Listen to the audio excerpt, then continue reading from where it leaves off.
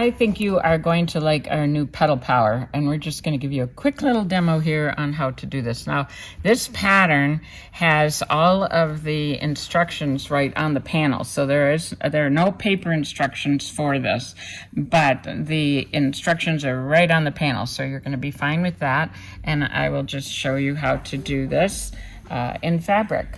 So what you're going to do first, it's positioned so that you can use a 10-inch square.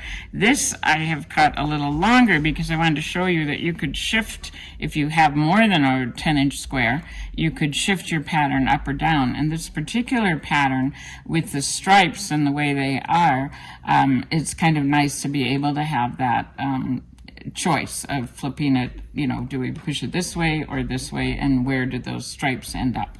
So the first thing you're going to do, and super easy, you are going to put the fusible side of the interfacing against the right side of the fabric. I even have little pins here for you to see where to pin it. And then you're going to stitch on the solid line. And then you're going to trim on the dashed line, and you get a piece like this. Now, if you, in the project that I'm going to show you here, I'm not using the little ones, but I have another project where I do. So if you want to use the little ones, at this point, you would trim on that dashed line and pull this out and put that on another piece of fabric. So after you trim it, we're just going to turn it. And this is like a lot of the Quiltsmart patterns that you've seen before. This is very, very much like our Rob Pete. It is longer. So where that is 8 inches, this is 10 inches. Also, on this particular pattern, I did not sew up the circle, but there is a circle right on the interfacing also for a center if you want that. So that's all. A little pointer creaser works really nicely to get the edges real nice and smooth. Okay, now the back is now fusible. So if you take a background and crease it 2 ways and set your petals around here, and there is no rule for this. This is something that you can do whatever you want. You can line these all up so they're really tight in there. You could put a circle over it.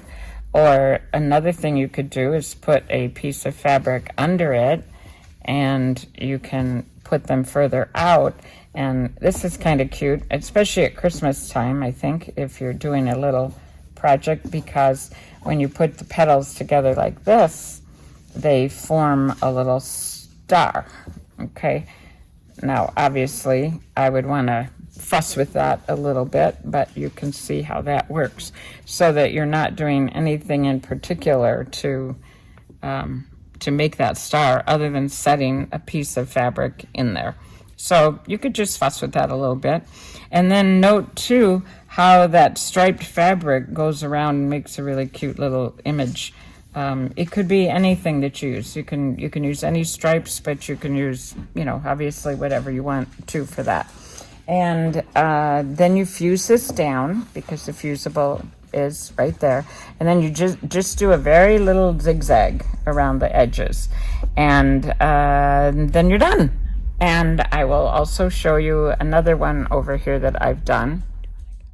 So for this one, I wanted to do a lot of overlapping, and it was just at the time of the Ukrainian crisis too. So I was interested in using this to look like sunflowers, but I wanted to overlap them. So I took all my yellow scraps, and I have used those to make the big leaves and the little leaves.